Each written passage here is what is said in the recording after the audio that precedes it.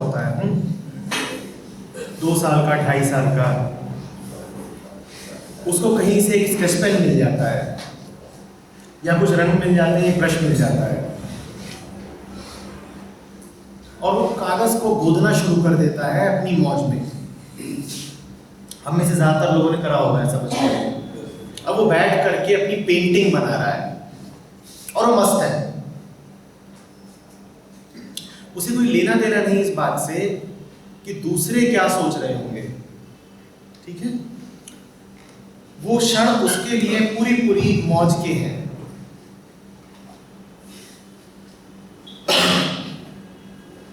उसने हाथ में रंग ले रखे हैं, जैसे उसको अच्छा लग रहा है वो उसको खेल रहा है उसके साथ। कोई दबाव नहीं है उसके मन पे, किसी से कंपेयर नहीं कर रहा, किसी से तुलना नहीं कर रहा। 1 साल 2 साल बाद यही बच्चा स्कूल जाता है, यही बच्चा स्कूल जाता है। अब वो फिर से पेंटिंग बनाता है। वो स्कूल के सिलेबस की बात है और अब टीचर उस पेंटिंग पे मार्क्स रखती है कि तुम्हारे आए हैं 10 में से 5 नंबर और जो दूसरे बच्चे ने बनाई है उसके आए हैं 10 में से 7 नंबर। ये जो पहला बच्चा है जो पहले से ही 2 साल की उम्र से ही मौज में पेंटिंग बनाता था, ये 5 नंबर लेकर के घर जाता है। आज तक इसने कभी तुलना नहीं करी थी, ये अपनी मौज में करता था, जो करता था। पर आज ये 5 नंबर लेकर के जब घर गया तो इसकी माँ ने इससे कहा ये क्या है,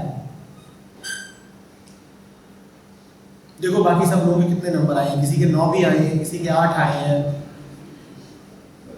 तुम पीछे रह गए सबसे। तुलना करना उसका स्वभाव नहीं था, पर आज माँ ने उसके मन में एक नई बात डाली है कि देखो तुम पीछे रह गए सबसे। अगले दिन वो फिर जाता है क्लास में, फिर उससे आर्ट्स का समय आता है, आर्ट्स का पीरियड आता है, टीचर्स आती है, कहती हैं आज ये बनाना है, स्केच करो। आज वो फिर करता है, पर आज वो अपनी मौज में नहीं कर रहा है। आज वो किस लिए कर रहा है, ताकि दूसरों से बेहतर बना सके। आज वो एक आंख से अपनी शीट को देख रहा है और दूसरी आंख से पड़ोसी की, और उसका सारा ध्यान इस बात पे है कि मुझे पड़ोसी से बेहतर होना है। थोड़ी देर के लिए अगर वो पड़ोसी को भूलना भी चाहता है तो उसके मन में टीचर की आवाज गूंजती है, just 5 marks, that's what you deserve. और माँ का चेहरा उठता है कि तू पीछे रह गया, पीछे नहीं रहना है। अब इसके मन में तुलना का बीज आ गया है, पूरी तरीके से आ गया है। अब ये जो भी कर रहा है तुलनात्मक रूप से कर रहा है।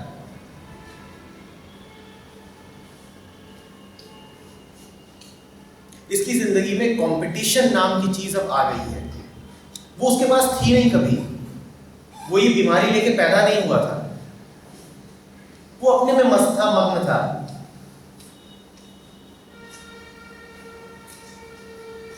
ये उसमें आरोपित किया गया, ये विचार, ये बीज उसके मन में आरोपित किया गया है बाहर से।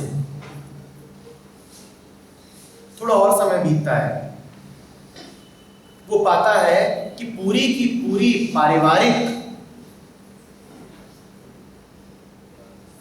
संस्था ही, पूरी की पूरी शैक्षिक व्यवस्था ही तुलना पर आधारित है। वो पाता है, वो 4-5 साल का होता है, घर में एक छोटा भाई आता है और बात बात पे तुलना की जाती है कि अरे बड़े ने तो 1.25 साल में बोलना सीखा था, ये छोटा तो साल भर से कम में बोल रहा है। वो सोचता है कि इसका मतलब ये भी कोई श्रेय लेने वाली बात होती होगी कि कौन बच्चा कितनी जल्दी बोलना शुरू करता है। बड़े ने तो इतनी उम्र में चलना सीखा था, ये देखो ये उससे कम उम्र में चल रहा है। कदम कदम पर वो पाता है कि दुनिया तुम्हें तुम्हारी तरह नहीं देखती, तुम्हें सिर्फ तुलना की दृष्टि से देखती है। वो ये नहीं देखती कि तुम कैसे हो, वो ये देखती है कि दूसरे की तुलना में, दूसरे के संदर्भ में तुम कैसे हो। और ये दोनों बहुत अलग अलग बातें हैं। बात समझ में आ रही है? अभी असली आंधी तूफान आने तो शेष है।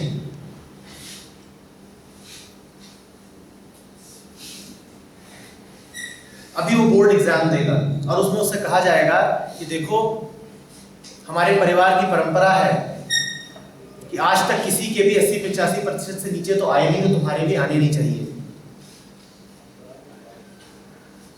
उससे कोई नहीं पूछ रहा है कि तुम्हें बात समझ में कितनी आती है, उससे कोई नहीं पूछ रहा है कि तुम्हें ये पढ़ने में रस है कि नहीं है, पर तुलनात्मक रूप से तुम्हें यहां पे खड़े होना चाहिए, ये बात पक्की है। उसके कुछ दोस्त हैं, पर वो पाता है कि जैसे ही वो 11वीं 12वीं क्लास में पहुंचता है, उन दोस्तों से दोस्ती बनाए रखना ही मुश्किल हो जाता है, क्योंकि अब वो सब एक कॉम्पिटिटिव एग्जाम की तैयारी कर रहे हैं। उसके लिए असंभव हो गया है उनसे मित्रता रख पाना, क्योंकि अब संबंध ईर्ष्या का बन गया है। कदम कदम पे उससे कहा जा रहा है कि अगर तुमने ये एंट्रेंस एग्जाम क्लियर कर लिया तो तुम लायक हो, नहीं तो नालायक हो। दोस्त भी एक दूसरे से मिल रहे हैं तो यही पूछ रहे हैं कि पिछले टेस्ट में तेरे कितने नंबर आए, और अंततः एंट्रेंस एग्जाम्स के नतीजे निकलते हैं। निश्चित सी बात है, कुछ का सिलेक्शन होता है, कुछ का नहीं होता। उसके लिए बड़ा मुश्किल हो जाता है उनको एक सच्ची बधाई भी दे पाना। ऊपर ऊपर से देता है कांग्रेचुलेशंस, लेकिन भीतर ही भीतर वो तड़प रहा होता है कि इसका सिलेक्शन हो गया, मेरा नहीं हुआ।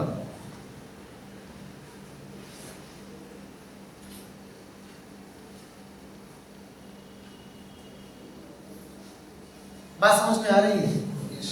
ये किसकी कहानी है? ये किसकी कहानी है?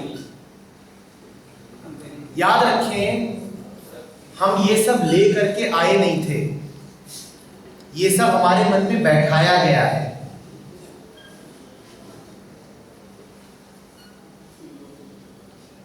अस्तित्व में किन्हीं भी दो वस्तुओं की, व्यक्तियों की तुलना होती नहीं है, संभव नहीं है। सब कुछ अपनी जगह पर ठीक है, सब कुछ अपनी जगह पर उचित है और पूर्ण है। केवल आदमी, केवल मनुष्य का दिमाग है जो तुलना में लगा रहता है। आइंस्टीन ने इसीलिए कहा था कि एवरीबडी इज अ जीनियस,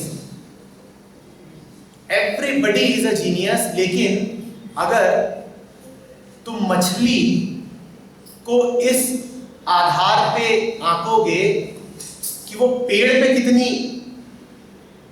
तेजी से चढ़ सकती है, तो तुम सदा यही कहते रहोगे कि मछली मूर्ख है, क्योंकि तुम तुलना कर रहे हो मछली की गिलहरी से। तुम कह रहे हो गिलहरी इतनी तेजी से चढ़ जाती है पेड़ पे, तो मछली को भी चढ़ना चाहिए। मछली जीवन भर इसी भावना में रही आएगी कि मुझ में कोई कमी है, मुझ में कोई खोट है। अस्तित्व सबको अनूठा बनाता है, बिल्कुल यूनिक बनाता है। तुलना करने का अर्थ है कि मैं तुम सबको किसी फैक्ट्री के प्रोडक्ट की तरह मानना शुरू कर दूं। वहां पे तुलना की जा सकती है, वहां पर तुलना की जा सकती है।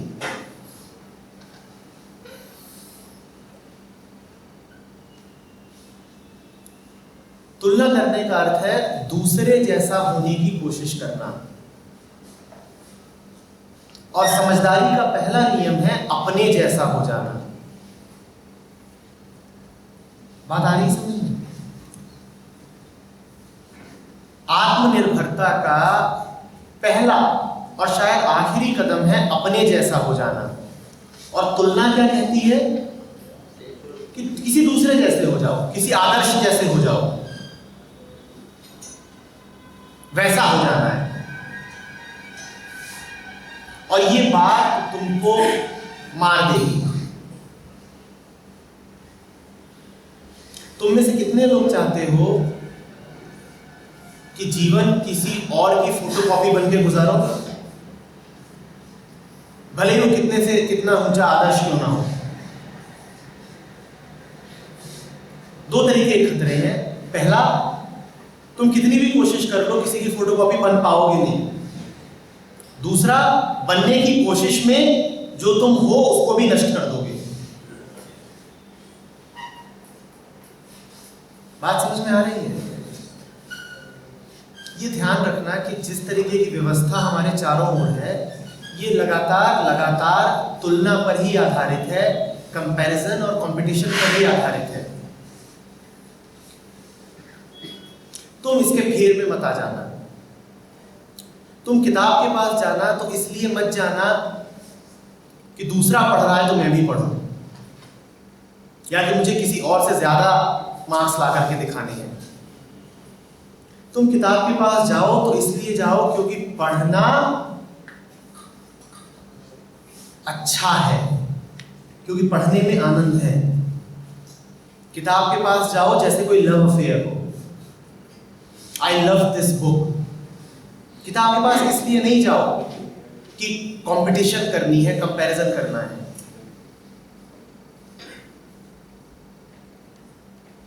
और जीवन में जिन्होंने भी कुछ वास्तव में पाया है, ये ध्यान रख लेना, उन्होंने कंपेयर कर करके, कॉम्पीट करके किसी और से आगे निकलने की चाह में नहीं पाया है। उन्होंने वो किया है जो करने में उनको रस था, उनको आनंद था, और इस कारण अंततः उनको एक्सीलेंस भी मिली।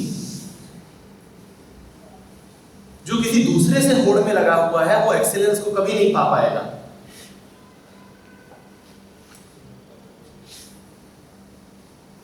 तुम खुद ही देख लो ना, तुम पढ़ रहे हो और तुम्हारे मन में विचार ये चल रहा है कि मेरे इन सब से ज्यादा नंबर आने चाहिए। अब तुम ज्यादा एकाग्रता के साथ पढ़ पाओगे, ज्यादा समझ के साथ पढ़ पाओगे, या तुम तब ज्यादा समझ के साथ पढ़ पाओगे जब तुम्हारे मन में किसी दूसरे कोई विचार ही नहीं है, सिर्फ तुम हो और किताब है। पहली स्थिति में, दूसरी स्थिति में, पर मन में तो हमारे लगातार किसी दूसरे का ही विचार चलता रहता है ना।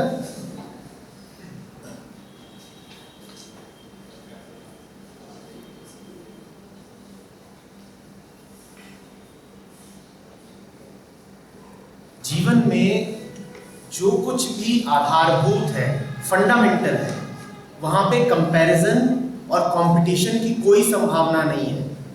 कुछ बातें समझ लो। जब तुम किताब कोई पढ़ते हो तो वो अंडरस्टैंडिंग और नोइंग के लिए होता है। Understanding and knowing can not happen on the basis of comparison, under the influence of somebody else.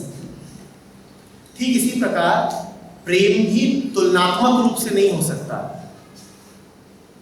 पहली बात, जानना तुलनात्मक रूप से नहीं हो सकता, हमने किताब को पढ़ने की बात कही। दूसरी बात तुमसे कह रहा हूं, प्रेम तुलनात्मक रूप से नहीं हो सकता। तुम किसी से प्रेम में गले मिलते हो तो क्या गिनते हो कि पड़ोसी कितने सेकंड तक गले मिलता है, उससे 1 सेकंड ज्यादा गले मिलूंगा। भाई कंपटीशन का जमाना है। क्या करते हो ऐसा? और जो ऐसा करने लगे, क्या उसने प्रेम को जरा भी जाना है?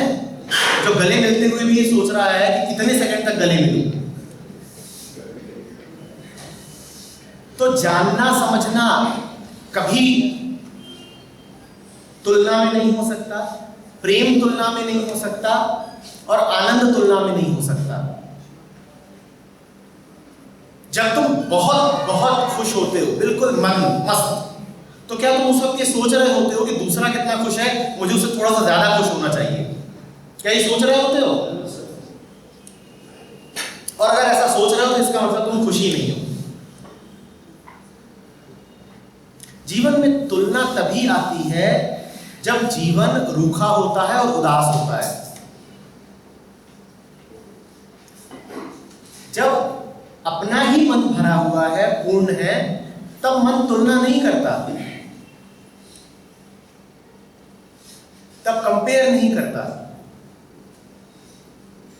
तब मन कहता है मुझे दूसरों से लेना क्या, जो मेरे पास है बहुत है, पूरा है। और मजे की बात है कि जो लोग पढ़ने के लिए पढ़ते हैं,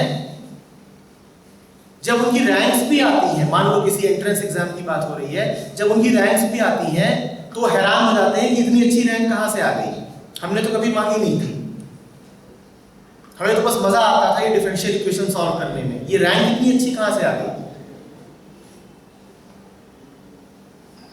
और जो लगातार इसलिए पढ़ रहे हैं कि रैंक आए रैंक आए रैंक आए, उनमें से अधिकांशता है कि कुछ नहीं आती। और ये बात तुमको पूरे अनुभव से बोल रहा हूं, जिनकी आती है उन्हें अक्सर धक्का लग जाता है कि अरे मेरे इतने अच्छे नंबर कहां से आ गए, मैंने तो कभी लक्ष्य ही नहीं बनाया था कि इतने नंबर आए, मैं तो मजे में पढ़ रहा था। और ठीक ऐसा ही है जीवन, जो मानते नहीं है उन्हें बहुत कुछ मिल जाता है, और जो मानते रह जाते हैं वो भिखारी ही रह जाते हैं। बहुत उल्टा नियम है जीवन का, हमारे मन के नियम से। हम सोचते हैं हम जितना मांगेंगे हमें उतना मिलेगा, जीवन कहता है जो जितना कम मांगेगा उसे उतना ज्यादा मिलेगा, और जो जितना मांगता है वो उतना बड़ा भिखारी है। भिखारी कौन है? जो मांगता रहता है दिन भर, वही है ना। मांगो नहीं, डूबो, get immersed into it. Success, marks, results, achievements, accomplishments, ये सब मांगने की चीजें नहीं होती हैं कि कोशिश कर करके मिलेंगी। ये सब बाय प्रोडक्ट्स होते हैं तुम्हारी बीइंग के। तुम ऐसे हो कि अचीवमेंट ठीक तुम्हारे पास आती है, तुम अचीवमेंट के पीछे नहीं भागते, अचीवमेंट तुम्हारे पास आएगी। अपनी बीइंग को ऐसा बनाओ, और वो तुलना करके नहीं बनती, वो बनती है अपने जैसा होकर के, वो किसी और के जैसा होकर के नहीं बनती। बात समझ में आ रही है?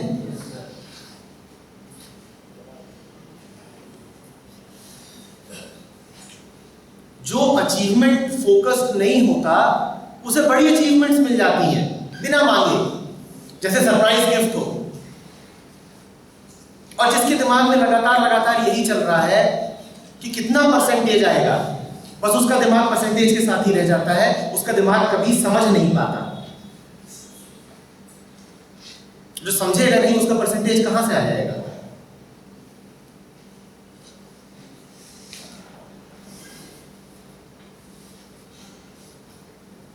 बात समझ में आ रही है?